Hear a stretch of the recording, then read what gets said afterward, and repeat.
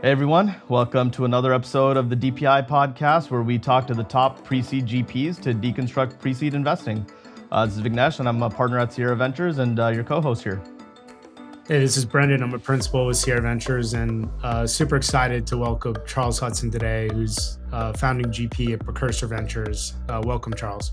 Oh, thanks for having me, guys. Looking forward to it. Yeah, so we had to get one of the OGs of pre-seed investing on. So you've been doing this over 10 years, which not a ton of people can say that, and have a really impressive career. So you started off at In-Q-Tel, the investment firm of the CIA, then some product and BD roles, including Google.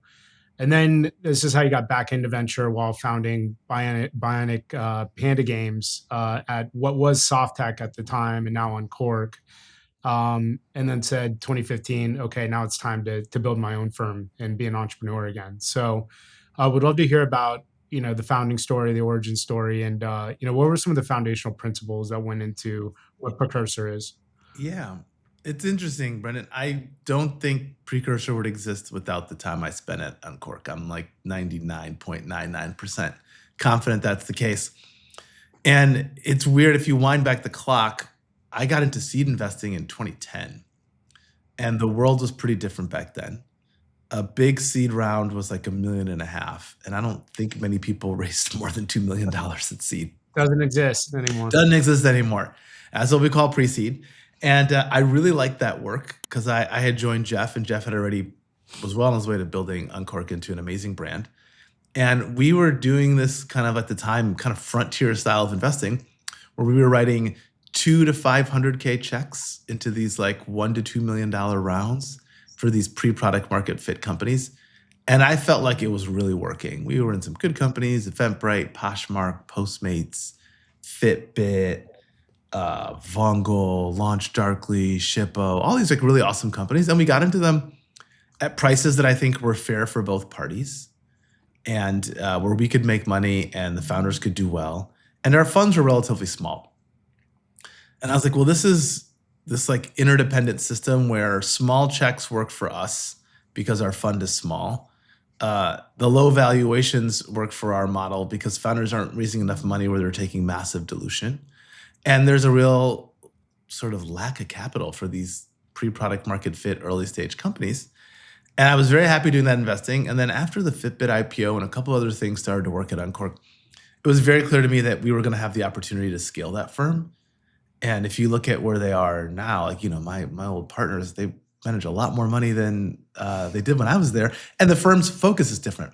They're leading multi-million-dollar seed rounds, and they're writing checks that were big. The checks they write now are bigger than the entire rounds that we did when I was there. And the seed market evolved to being something to me much more akin to Series A. And I said, well, my heart's really in something that's much closer to angel investing and finding people early.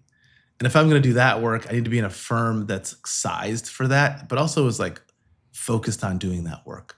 So I felt, ironically, because Uncork and Felicis and Floodgate and all of these sort of early micro VC funds, Layer Hippo, were able to scale, it created this opportunity to kind of fill the void that they were creating as they moved up market. And I said, I just want to do this, but I accept some of the fundamental constraints around fund size and check size. If I want to stay in this world, the fund probably has to stay modest in size by relative standards. I guess, Charles, maybe one question. So that's kind of how we ended up to where we are today, but maybe to take it back to the beginning, when you first started, like a solo GP thing was not a common thing at all. B, I know it sounded like, I think I was reading a story about your wife giving you the final push, like you were on the fence about it a little bit. Like maybe talk to us a little bit about the original story, like what compelled you to go strike it out as a solo GP. A couple things happened. One thing that happened is there's a founder who I was friends with at the time, and this to give you some sense of like how different the world was. This company, I'd been talking to her about her startup. She got into YC. I might have the math wrong. This is probably 2012. I think she was raising another 300 grand before she got into YC because she's like, look, I can raise a bunch of money on the other side. And I said, okay, great. I would love to invest in your company, but like the size fund we're investing out of, I can't go to my partners and ask for a 300K investment. It's too small in the context of the fund we have. And so she and I went back. I'm like, can I get you to 500? Could you do 500? And she was just like, I don't want to take that much money. I'm going to YC. And I said, all right. And she said, I feel like the only reason you're not writing this check is your fund size. And I was like, yes, this is like correct. And I really thought about that for a while. And I was like, yeah, I'm increasingly like a lot of the things I want to do, the checks don't make sense for us as our funds get bigger. And the founders don't want the full size check that we write because it's too big in the context of what they're raising. I was like, this is a like instrument problem. Like we don't have the right tool for the job. And once I had that conversation with that founder, like I wasn't able to unsee that fact. And increasingly I kept finding myself meeting these founders who needed less money than we wanted to give them. And I was like, well, my choices are either to pass on these investments or talk these people into taking the amount of money I want to give them, which may or may not actually be in their best interest. And so after a while, I said, I really need to go talk to the people at my firm about this because I feel like my interests are diverging from where the firm is headed. And over the course of a year, I talked to the folks there, and it was really clear to me that everybody else other than me was pretty excited about the idea of scaling the firm and writing fewer but more impactful checks in terms of ownership and check size. And I was like, if I persist with this, I'm going to actually be like that annoying startup person who, when the company gets to 50 people, like desperately wants to go back to the garage. And you're like, bro, that era's over. And I was like, I just have to be honest. The things I want to do are much more linked to the past of the firm than they are to the future. And it's a disservice to my partners and the people who run the firm to continue to be this like friction point of like wanting to pull us back to an era that we're not going back to. And so it was a hard decision because I really liked being at Uncork. I learned a lot from Jeff. I learned a lot from Andy and my other teammates there. But in the end, I said, my passion is the work we used to do, not the work we're going to do. And I underestimated how much larger the firm would get and how much larger basically seed rounds would get. So I left, and I'll never forget this, Vignesh. I met with an LP when I left, and the person said, what is pre-seed? I go, what do you mean? He goes, I just figured out seed. Are you telling me there's a new thing I need to learn? And thank goodness we had people like Tim Connors and Manu Kumar and Steve Anderson who had been solo GPs before me and had like shown institutional LPs that there was, and Ron Khan, other people had like shown the market that there were ways that these models could do really, really well if that solo GP had phenomenal access. Charles, so it makes a ton of sense, why you're going after pre-seed, earliest stages, and, sort of like how you size the fund. Given you had your own kind of blank canvas and Precursor, I think two things stood out, like solo GP, would love to unpack, because obviously there's pros and cons to it. And then, it's how you think you're going to excel at the job. So would love to hear decision-making behind being a solo GP. And then also deal volume. I think you do about 30, 40 deals per year, 75, 100 per firm. So how does that like play to your strengths and help you work, in the ecosystem? The solo GP thing was interesting. When I started the fund, there were like 3 or 4 people who I was interested in exploring working with. I'd never worked with them, but I was like, this could be fun. They were all starting their own firms too. And I think all of us said, well, we could each have our own firm that reflects our own personality and style and taste and be sort of like kings of our own little kingdoms, or some of us could partner up. And I think in the end, we all had different interests. And if I look at where we all are now, 10, 12 years later, I think it was the right decision for each of us to do our own thing because we've all evolved our firms in different directions. Ironically, I thought the solo GP thing would be the hardest part about fundraising. It was actually the portfolio construction that got most people stuck. A lot of LPs I talked to are like, hey, I've seen solo GP models work. I can point to people who've been successful investing this way. I'm not so worried about that. There's probably a cap on how much money this is pre-Elad Gil, pre-Oren Zev. Like, they're like, there's probably a cap on how much money you can raise. But like, we're okay with this model. The bigger issue they said was, how are you going to do 40 to 50 deals a year as a solo GP? That just doesn't seem tenable to me. And like, it's funny, I pulled out, Brendan, our first fund portfolio construction model. I think I said we would make 75 investments and we would have 2 really impactful companies, one that sold for at least $1 billion and one that sold for at least 500 million. And we'd have a loss ratio of around 40 or 50%.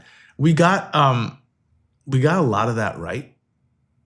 And the funny thing was, a lot of LPs looked at that model and said in 2013, 2014, well, the biggest outcome you're going to get is $1 billion. And if you own 1 or 2% of that company, it just doesn't move the needle for your fund. And there are 2 things I learned in retrospect about our model. One, those LPs were right to say no, given the information they had at the time. We'll end up with more companies than I thought we did, both above 500 and above $1 billion. So that feels good. That's, I think, partially good selection, partially just private markets have gotten a lot bigger. And second, the ceiling on those companies is likely much larger than I could have ever imagined. And so the portfolio construction, it's funny, we have 14 people at Precursor. The single biggest team is the team that supports me, which is not it's equal size to our investment team. So we have 5 people on the investment team, but I have a team of 5 people that helps me with email, wires, closing volumes, managing our network, all of this stuff, plus a finance team. So I like, the only way to make it work as a single GP is at some point you have to get leverage and scale. And I've worked with a coach for the last 6 years who helps me build systems. And he's like, I see what problem you're trying to solve for.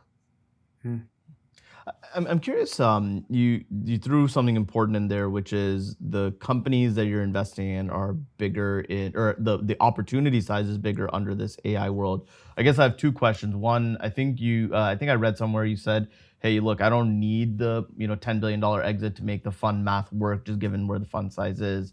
But I guess given kind of what we said, up front, the round size is getting bigger, opportunity size getting bigger. How has that kind of impacted the way you've thought about portfolio construction? So there's a couple of things that we believed in the beginning that are weirdly coming into vogue now, a decade later. So a couple of things I've always believed is, one, entry price does matter, but it matters in the sense that like you have to pay a fair price for the asset that you're buying, which for me means if I'm investing in a repeat founder who has access to all the venture capital in the world and all of the relationships, the fair price for that asset is whatever that person says it is, because they're going to name their own price. And so I can't be so rigid that I will force them to take money on a valuation that would only make sense for a first-time founder. And conversely, if you're going to invest in first-time founders that are really unproven in new markets, you can't do those, in my opinion, at 100 post, because even when you're right, you probably won't make any money. So there's this like dependency between like the person, the idea, the context, and their access that you have to take into account. So we've become more flexible over time in terms of entry price, because I've always felt like it's easier for me to model entry price as opposed to ownership. And if you focus on ownership, you will let entry price fluctuate. If you focus on entry price, ownership will fluctuate because you won't always get the exact price you want. Second, we've always been a low reserves fund.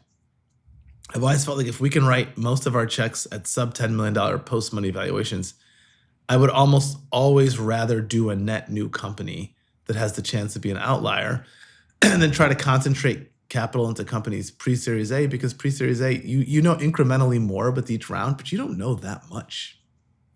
Until, in my opinion, by the B, you kind of know what you have. But even at the B, it's not a sure thing.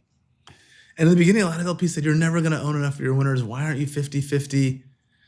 First, check, and reserve. I'm like, because it doesn't make sense for our fund, because by definition in pre-seed, we're going to have some amount of early mortality. And even if I wanted to concentrate our reserves in the companies that work, if I wait till the companies that get to Series A, it's only going to be 30 or 40% of the portfolio. And so why have this massive reserves pool that you're either never going to put to work or you're going to end up over investing in the companies that graduate in order to make the math work. So we've always been kind of a 75-25. And for a long time, everyone's like, oh, your reserve strategy is terrible. And now I feel like it's in the ether. Everyone's like, maybe reserves are bad. Maybe reserves for early stage funds create more problems than they solve. They're a good way to blow a hole. And I was like, yeah, these things have been true for a long time, but unpopular. Well, I think your comment on some of this stuff, well, it's interesting, right? Because obviously, like the opposite point is if you have the winner and you're doubling down on the winner, you can make a lot of money. Now, I think that works in a vacuum, or maybe vacuum is the wrong word, but like one fund, it's hard to know if that's like repeatable and like how good your ability to pick is. And so I think in that sense, your basket approach works really well, and your ownership up front is very concentrated. So even when you factor in dilution, all that good stuff, the fund math works. I guess the question though is, in the current AI world, like, are you able to even do these sub 10 pre rounds? And if the prices are higher, does that mean you kind of have to have more reserves or more dollars allocated up? Like, how has the valuation environment then changed that math for you? It's made our life harder. I wouldn't say impossible, but harder. But in some ways, it's also made my life easier. There are companies that I hear about or meet that are raising at valuations that I don't know how to underwrite. So I tend to underwrite things to 200x price appreciation from our entry point, which when you factor in future dilution probably means you could make 100x if you're right. If you're doing things at mid-single digit post-money valuations, you don't need gigantic. You need like $1 to $2 billion outcomes for that math to work. It's doable. So, and ironically, those companies are not that special in this environment. And if you get a 5 or 10, then it solves all of your problems. And so I feel like, look, there are more things I'm probably doing at 25 posts than I'd like at the moment. And we own less of those companies than I'd like to own. But I'm only doing them because I think the probability that they're going to be much greater companies in terms of scale, they've got to be $3 to $5 billion companies. Then I'm like, okay, it can still work. It can still work for us if they can hit the high end of that range. But the same thing is, I don't want to do an entire fund full of those. So we actually probably have more non-AI stuff in our portfolio than most funds. Not because I'm like, oh, we don't want to pay up for the AI stuff. I just keep meeting companies that aren't in that bucket that I find fascinating and interesting. And some of them are growing really quickly. And ironically, they have relatively few venture fund competitors because most people are squarely focused on AI. So what I tell our team is, good AI companies are incredibly aggressively priced. And if you want to be in those, you just got to hold your nose and pay the price. And but you also have to believe that the future for these companies is being dramatically underestimated. And it's like, I have a friend who went into Anthropic at 10 billion.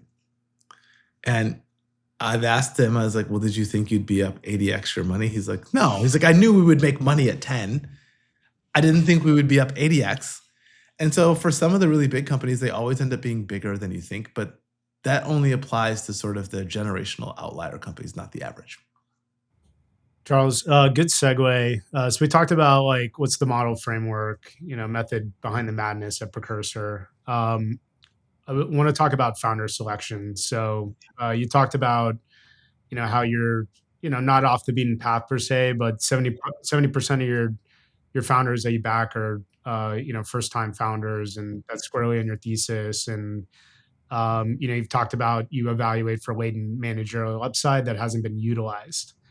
How do you evaluate that or stress test that in, first 30-minute call, or when you're evaluating some of these net new deals? Usually what I'm looking for is some signal of leadership somewhere in that person's life. Sometimes it's people who've been rapidly promoted and they've like gotten to a place of having more span of control than you would think per unit of time for someone with their background. Sometimes they've been really involved in something outside of work that was like a creative endeavor, like they started a nonprofit or they built something from scratch. In some cases, they like intentionally put themselves into a challenging situation. They moved to a country where they didn't know anybody. They made a pretty big industry shift. I'm usually looking for some area where the person like basically bet on themselves or trusted their own intuition and judgment. And those people I find usually do have, it's funny, I feel like most corporate jobs are designed to keep you in a box so that if you quit, the corporation is fine. And that, like, as you get more senior, the box gets bigger, but it's only one person's the final decision maker. And so in some cases, we're taking people who've never managed or hired anybody, and we're giving them full control over management and hiring in a startup. And that can be kind of scary. But my somewhat, maybe it's overly optimistic, Brendan, belief is nobody actually knows how good someone's going to be as a CEO until you put them in the chair. And I remember in my first job at InQtel, I was flying on a plane with one of the guys who ran the firm. And I said, "What's the best training for being a CEO?" He said, "Well, be a CEO."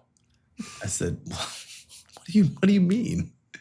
And he goes, "Being a VP is not the same." He goes, "When you're the VP, there's always somebody above you that you can, yes, a lot of problems end up in your lap and things bubble up to you, but you're not the final say. There's always someone you can escalate this issue to." And he goes, "Then you get in the CEO chair and you realize, like, the buck stops with you, and all the problems you're getting are the thorniest, gnarliest problems that no one else in your company could solve. And you're the holder of all of this negative information." And he's like, "A lot of people just aren't built for it, but they excel at being a VP, or they excel at being a director." And that really, like, influenced my view that, like, many of our best CEOs at our portfolio, if you line them up, they probably wouldn't have been the people you would have guessed based purely on academic background and quantitative stuff, who'd end up being the best. It's actually interesting. I think there's another angle to this that I think we talked about at one point, which is I think you also kind of spur, I guess, the managerial instinct by call it boxing them in from a resource perspective, Yes. right? Like, make sure you, like, time bounded, make sure you give them, like, the right set of constraints to then go maximize their managerial talent. Like, maybe just talk a little bit about that philosophy and how that works. I think one thing I try to remind people is that, like, we're dealing at the, like, $1 to $2 million round size level. So the corporate complexity at that stage is, I think, manageable for a first-time founder. Like, I'm always terrified and also in awe of first-time founders who can go raise a $20 million round out of the gates, having never managed, hired, or, like, run a budget and, like, try to put that kind of money to work. That's a tall task. With the $1 million round, you're going to probably hire one or two people, and you're going to manage a company where, like, you can literally, if you're in the same office, look around and see everybody who works there and have a sense for what they're working on. And look, first-time founders are going to make mistakes. The trick is you got to make sure that the mistakes they make are within the bounds of tolerance for the company. So I'll give you one example. One of my LPs is always asking me, "Well, why don't you just, like, tell these people stuff? You've seen these movies 500 times.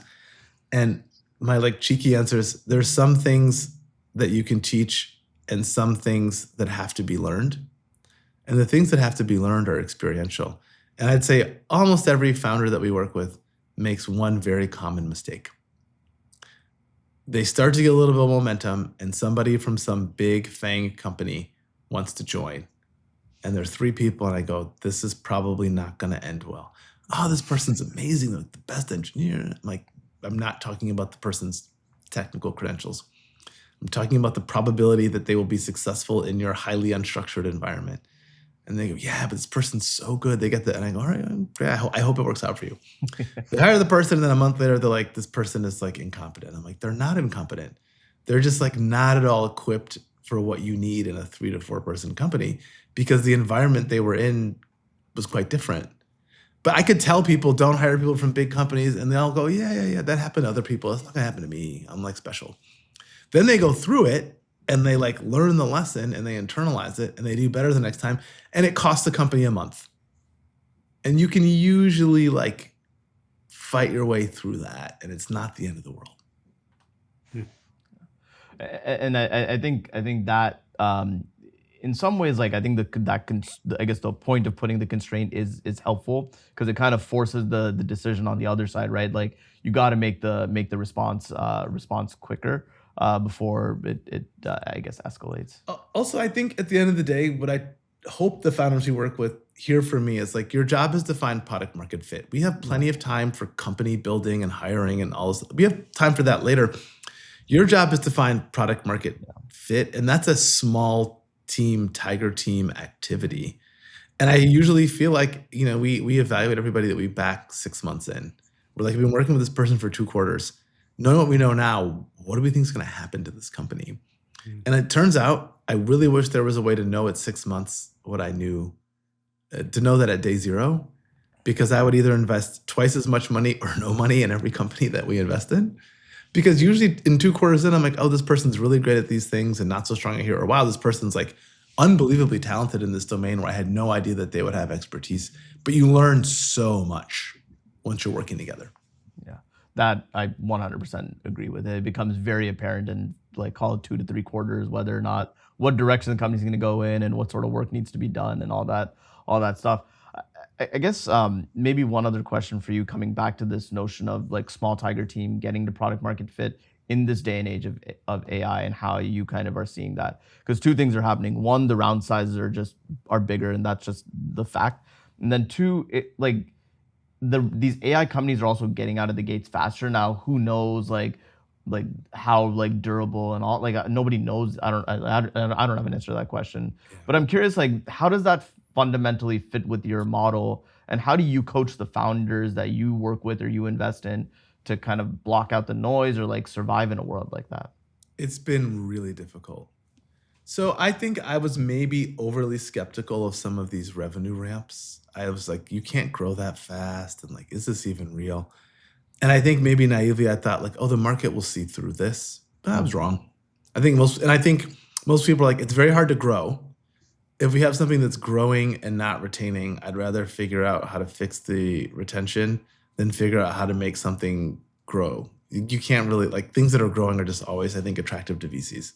So I think I was probably a little too skeptical of that trend.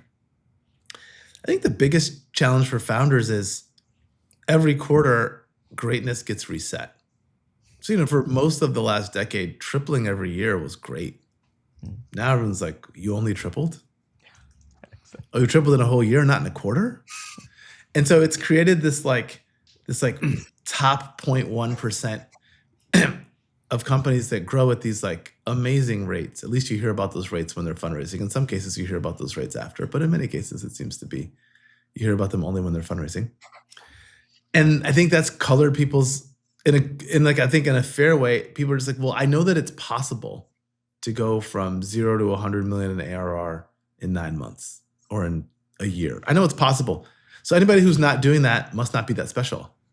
And I'm like, well, I don't know if that's the right conclusion to draw. Some things get out the gates quickly and fizzle. Some things get out of the gates slowly and build. But right now it feels like all of the energy in venture is to grow quickly. So I have a bunch of portfolio companies who are growing at what would be historically considered very good growth rates, and nobody cares because in the AI era, they're not growing at those rates. And I think capital is following high growth companies. And I think a lot of the big multi-stage funds want to king make these companies early. And so I think there is the risk that if you're in a category where some of the big funds decide to anoint a winner, customers might not agree with that decision, but the capital markets will. And it's really hard to fundraise or grow. It's also hard for me to advise companies. People say, well, here's what we did. Is this enough growth? I go, I don't know. They're like, what do you mean? I go, I literally don't know. We have to go to market and find out what people think, because my sense of like what good enough is not as tuned as it used to be. Charles, what going back to Vignesh's point about durability, obviously revenue traction is great. We just talked about how noisy it can be. You also talked about in your last podcast, what's real, what's not, revenue, what's being kind of like, bent a little bit.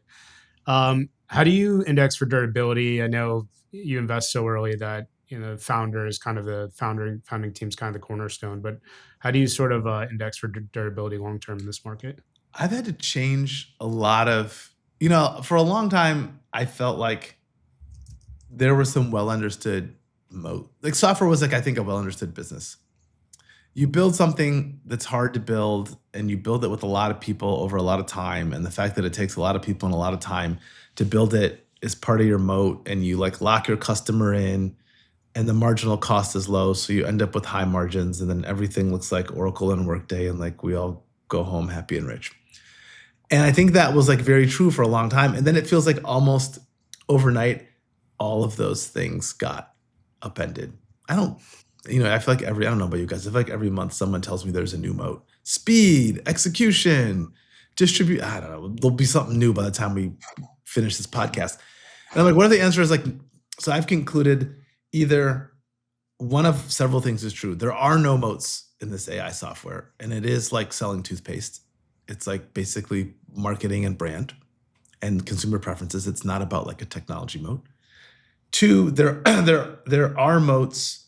We just don't know what they are yet, but they're present. We just haven't figured out how to articulate or describe them. Or third, there will be moats at scale. We are not at scale. So talking about moats pre-scale doesn't matter. I don't know which of those worlds we're in. Right now it feels like we're in the toothpaste world, where it's like all of these products feel the same, and it's a question of like, which one do you like the best, and which one like has the best cool factor, or which one do you, I'll give you one example.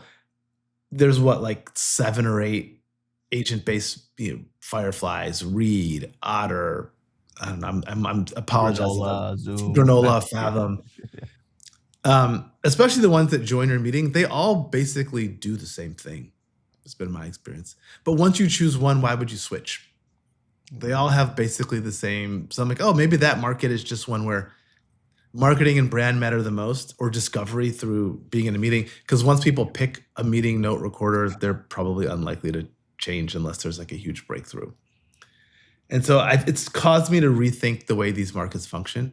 And if anything, I would say I have placed a greater emphasis on founder plasticity and like people's ability to adapt to a world where tomorrow Anthropic could introduce a new model that could make everything that you've worked really hard on this last quarter obsolete. And could also create a whole bunch of new opportunities to solve problems that were just too hard to address before. But does that mean you, by definition, like are going to skew younger than older? Like, how does that change the selection profile for your founders? Oh, it's pretty funny. We talked about this as a team earlier today. I think there are 2 things you need to be successful in startups. There are many, but if I to boil them down to 2 things, there's like EQ and IQ. Until we get to a world where it's like one person managing only software agents, maybe then it will be mostly IQ. It's IQ and EQ. And we have some young founders. I've also met some mid-career people who are like very, very engaged in AI and are as aggressive in using it. And for different reasons. It's more because like they felt very stifled a lot of them are like non-technical people who always felt stifled and blocked by the requirement to have a technical person help them with stuff.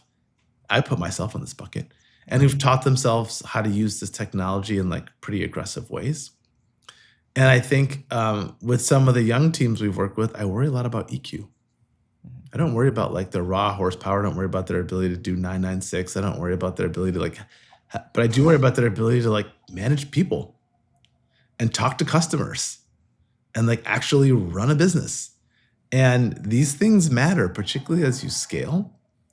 And so I think we have found there are lots of people who are like early to mid-career who finished college, who are like really aggressive adopters and implementers of the stuff and are building really great companies. Charles, going back to the noisiness of this market, how do you think about, finding the next, precursor investments? How do you think about finding alpha? What networks are you spending the most time with? And, anything you're zigging on that people are zagging on right now? I know you mentioned, not everything is AI. So are you looking at consumer? I know you've talked about industry vertical specific AI. So I've done a bunch of consumer deals. They're kind of terrifying because I'm like, no, there are very few people who want to like go on that journey alongside us as co-investors. But I look at one thing that's been very eye-opening to me. We made a lot of CPG investments about 5 to 7 years ago. And they were popular when we made them, and then they've been going through like the winter of CPG despair, minus Grooms and some things that happened lately. Those companies are doing fantastic right now. There's very little conversation about AI disruption because they're making physical products in the real world. Most of their venture-backed competitors have either gone out of business or never kind of fixed the unit economics in their business that allowed them to like remain viable businesses without venture capital. The people who buy those businesses are starved for new products and R&D, so they're willing to buy things and they have money to spend. And the best time to start those companies was 5 to 7 years ago. So I'm like, well, this is pretty cool. We had to sort of sit with this basket of like interesting companies for, I don't know, call it half a decade. But now I feel great that we have them. And I think the same is going to be true of the consumer companies that we're funding today. So we've done a lot of things in consumer and a lot of things in digital health. But to your earlier question about networks, almost 40% of the deals we do now come from founders in our network. And going back to the very beginning of Precursor, I always felt that our portfolio size, if we could stay in business long enough, would become an asset and not a liability. And I think in the early days, a lot of LPs only saw our portfolio size as a bug. They're like, oh, it's so many companies. How are you going to help them? I'm like, but like, turn it around. Imagine a world where all of those companies are happy and love you. Think about like the forward deployed army of like founder fans you could launch into the world if you could find a way to be a good partner to all those people. And that's what we've been obsessed with for the last 10 years. We're not perfect. There are people who probably think we could have done more or better by them. I accept that. But most people are pretty happy based on two things. They send us their friends. So I take that as a better signal than any NPS survey. And when we survey them, they seem pretty happy. And so I think we've backed 500 teams. We have over 1,000 founders in our network. And increasingly, it's not just the founders in our portfolio who are referring people to us. It's the mid-level ICs in their companies when they leave are coming to us to raise money for their new idea. So my belief is that like we're going to continue to build this network asset, like 100 new founders and probably 1,000 ICs a year at a time. And the longer you do it, the more powerful it becomes. Charles, I do often hear it's like, oh, Charles Hudson, I love that dude. So you do a good job on that side of it. So. And I mean, it doesn't hurt that you've been doing this for a really long time, backing these types of founders, and so you got a great reputation in the market. I guess I do have one question for you on founder selection and kind of how you manage, call it top of funnel, because obviously, like we've talked about, or I guess maybe hinted at, like there's clearly this like flight to like quote unquote signal, right? It's like ex OpenAI or Stanford grads or what have you. Number one. Number two, we talked about the graduation rates, like, hey, if you're not growing at like whatever 10x, then it's hard to raise downstream capital. In that world, like the yes, you can have a broad bucket, but like that changes the graduation rates, it changes the math. So how do you kind of think about kind of the kind of selection around which companies to go after? Boy, it's really hard. So I have some friends, they show me these beautiful theses. They like spend all holiday break writing these great theses about where the world is headed. I don't do that. Like I start every day saying, today could be the day I meet somebody who gets me excited about a market that I knew nothing about. If I think about 3 of the last investments I made, one was in a category that for most of the firm's life, energy, was off limits. It was too hard. Another one is in a category that I thought was like a little overhyped, space. And the third one is in a category that I thought was a red ocean until I met this team with a product that I thought was like differentiated. And if you'd asked me would I make any of those investments at the beginning of the year, I would have told you no. And so part of what I enjoy most about this job is I'm like, everything is kind of fair game for us as a generalist. And my other view is like most themes only produce a handful of really special companies. And so the advantage we have is like, we're not going to do 100 fintech companies. We're going to try to find a handful that feel really impactful and necessary and like are started by really great people. And ideally, as a generalist, we can partner with someone who's a specialist in those categories. But sometimes I find specialists know too much. about what can go wrong in a category. In the same way that we sometimes know too much if we've invested in the category and lost money and feel burned by it. It's sort of like, oh, That's always the worst. The worst. The worst. It's the worst. And so I told my friend, I said, I don't know what feels worse, missing out on a winner in a category where you got burned, or getting burned a second time and being like, oh God, not again. They both feel terrible. So I'm always asking myself, like, do I think this is a company that has a chance to build something special? And there's some categories where it's hard, right? I looked at a lot of AI marketing and sales tech, and I'm like, there's a lot of very smart people working on these problems. It's unclear to me that there's a lot of, but we still made some investments there. And it's funny that the two are on like totally polar opposites. One is a first-time founding team that moved to San Francisco from a country far, far away to build their company. And the other is someone who built and scaled a B2B SaaS company previously to a very, very significant scale before she stepped down as CEO. And so and again, I look at our top performing companies. Some of them are in logistics, some of them are in CPG, some are in consumer, some are in B2B SaaS, some are in digital health. And I think if you're a generalist, you better be good at a lot of things. Otherwise, you're just like a specialist who doesn't realize it yet. So how do you manage process, given the volume and, you're pretty much open for business, depending on the category, you're indexing on the founder. How do you process deals as a team? And you also mentioned AI as, kind of reinvigorated some of the stuff that you to make you more efficient, stuff that you weren't able to do in the past, some of the previous years. So how is AI playing a role in that as well? AI is a great decision support tool for me. It helps me see things sometimes that I would have maybe otherwise missed. So I've appreciated that. The other thing I will say is, I had this team of 5 people, and we have a lot of processes where the only way to affect, we have 60 companies that fundraise at any point in time in Precursor, like year round, 60 in market. A big chunk of what the team that supports me did was helping me manage the process of like identifying investors for fundraising outreach, drafting those emails, getting them out, keeping an eye on the replies, making sure we were keeping all of the state of those replies up to date. It's a really good task for an AI agent. It's like actually not. It's interesting. I talked to my team and I said, hey guys, I've built an agent that's going to take over some of the management of these intros because I don't think it's particularly high value human work to do.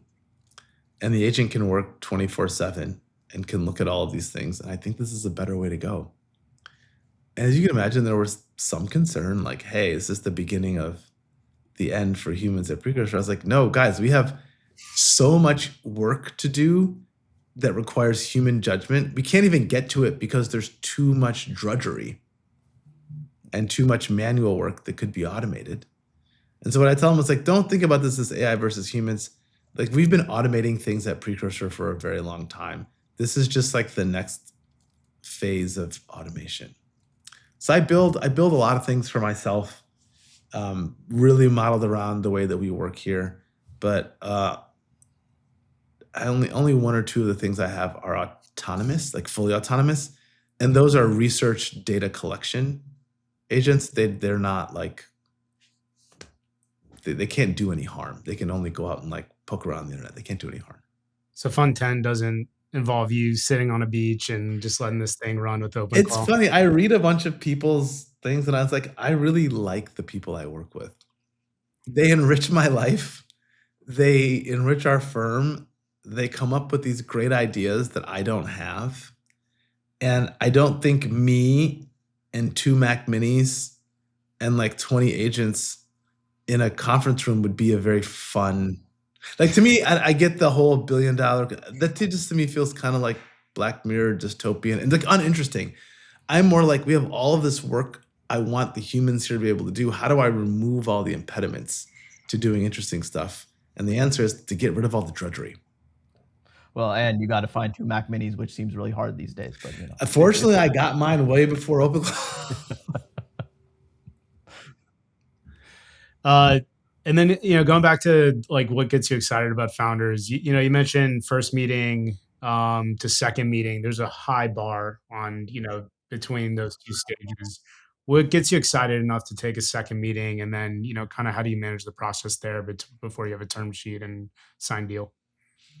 Um, I guess I naively assume if I like it, other people will like it if they get the chance to meet the team. Mm. And so there are 4 of the 5 people on the investment team who are allowed to write checks. And everybody here has independent single trigger pull authority. So if you find something that you like, now I have a different budget than the rest of the team. But our principals, if they find a deal that they like and they do the diligence, they don't need my permission to do it. They just come to me and say, hey, I found this company. I'm excited about it. I have basically money in my account to invest. I go, great. Like, we'll get it wired up and we'll add it to your track record, and like, hopefully it'll be a big winner. So that is one way. Until last year, I took every first meeting that I was going to take myself.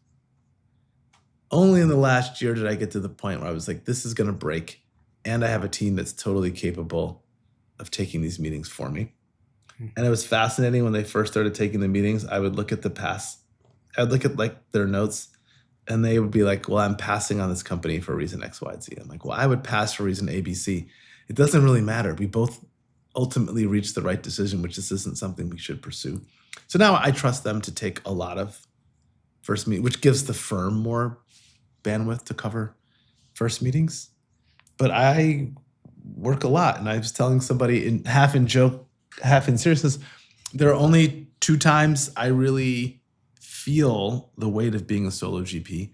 One is during tax and audit season when I'm working with my finance team to track down SOIs and cap tables from companies that long ago ceased to exist, but never dissolved. And when I'm raising new money for the fund.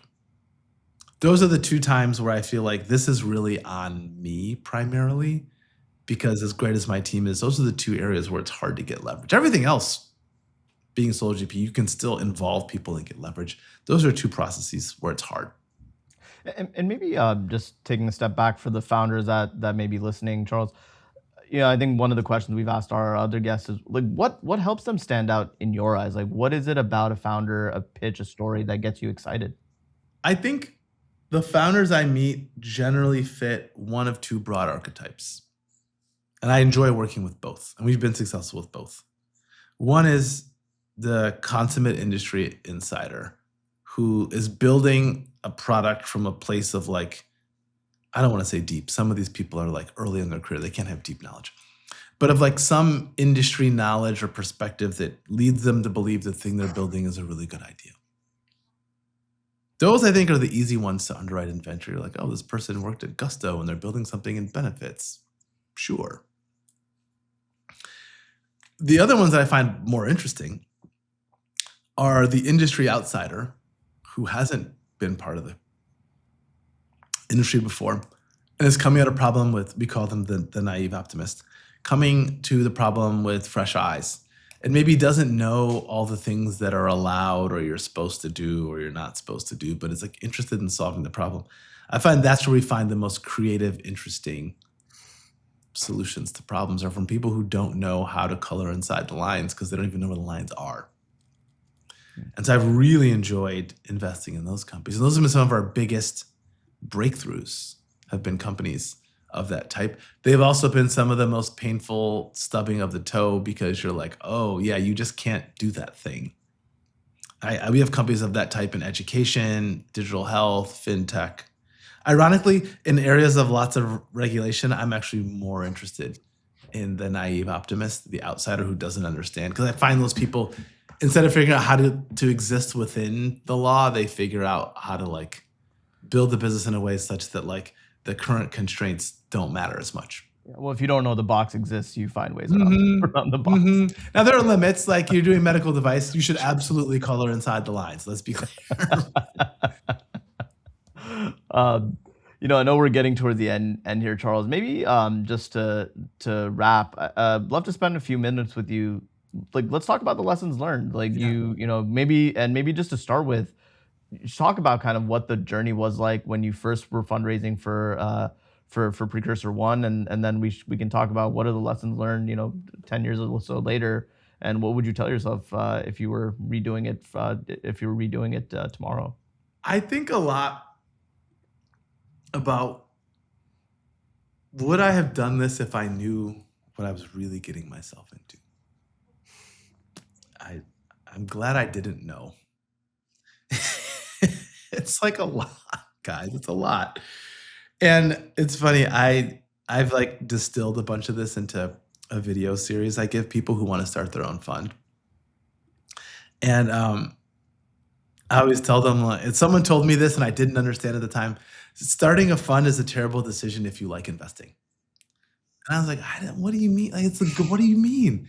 And now that I run one, it's like I spend a lot of time on HR and managing the management company and paying bills and talking to my CFO and tax and audit and portfolio company management and fundraising. There's a lot of things that compete with the time I would like to spend simply meeting founders and making new investments. That's my happy place. But there are many other things I have to do as the founder and managing partner to keep the firm viable so that we can invest. And so I think I intellectually understood what that meant, but 6 funds in, I really feel it now, what the difference it makes. So that's one thing. I think the other thing is the first 2 people I hired were people who did a mix of investing and operating. And I'm really grateful that they joined our firm. I don't know that I would have made it without the 2 of them. But like hiring the CFO was a gigantic game changer for me. And I think I talked to a lot of fund managers who like want to scale the investing team because they're like, that's the job. Getting the like support team around you. And my CFO is not a support person. I mean, she's like she manages 20% of the company. But getting like people around you who can help your firm professionalize and prepare for scale. It's kind of like, I don't know if you guys have had this experience. You've got a founder who's doing great. You're like, hey, we could really use a VP of finance around here who could do the numbers and who could like do something. Yeah. We got a bookkeeper. It's fine. It's the same thing for fund management. Like hiring my CFO was a huge inflection point for our firm in terms of my ability to like get out of dealing with our fund admin day to day and have like higher quality reporting and timeliness for our LPs. The last thing I'll say, and I only really appreciate this now, I really thought 10 years in that the questions people would have about our model would be different. I'm essentially answering the same questions about portfolio construction and everything as I was before. The only difference is 10 years ago, everyone's like, what's a pre-seed fund? This is dumb. No one should do this. All of the good companies have already been found. That's what seed funds do. You're in like this terrible backwater of adverse selection. And now everyone says there are all of these like super aggressive hotshot pre-seed managers. You're old. Why should I fund you and not one of these new people? It's so competitive. So I'm like, you're either in abundance or scarcity. There's like apparently no in between. Last question here. You have a awesome purview of the market.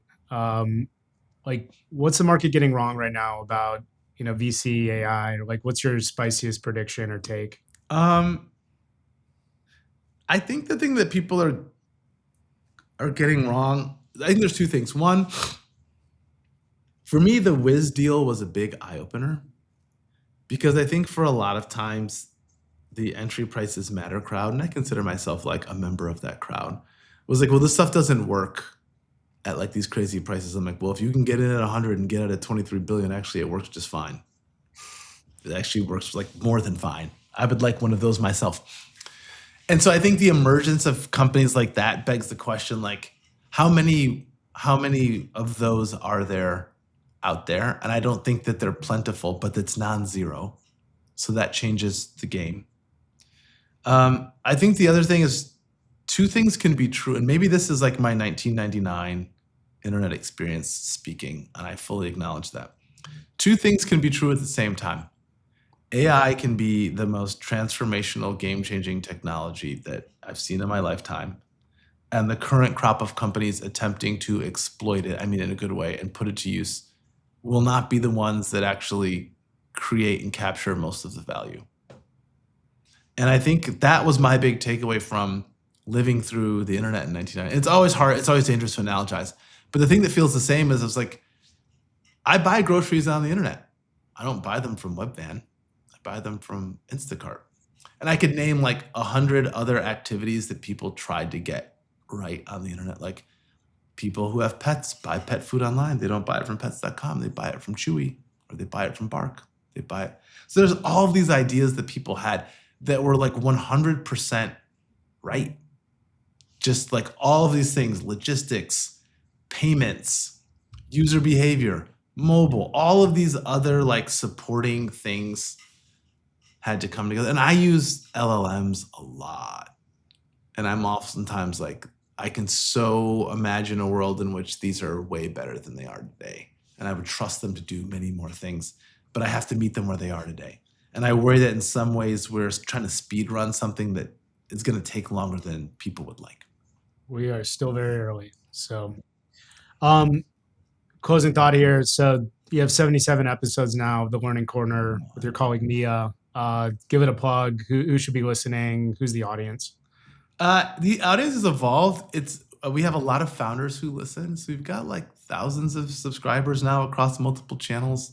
The whole thing started as a side project that me and I like cooked up at a Starbucks in New York City. But we get a lot of LPs, we get a lot of founders, and I get some of my other VC friends because oftentimes we will cite their work. And so for me, the best thing about doing the podcast is a few of my friends have written things and we've talked about it on the podcast, and that has spawned a conversation with that person about the thing that they wrote, which has been just a great way to reconnect with people. So we enjoy it. It's one of the things I look forward to most every week. Well, I guess on that note, Charles, thank you again for joining us. I know we're over time here, but and thank you everyone for listening to the episode, and hope you all enjoy it. Thanks again, Charles. Thanks, guys. Thanks, Charles. Appreciate making time. So fun.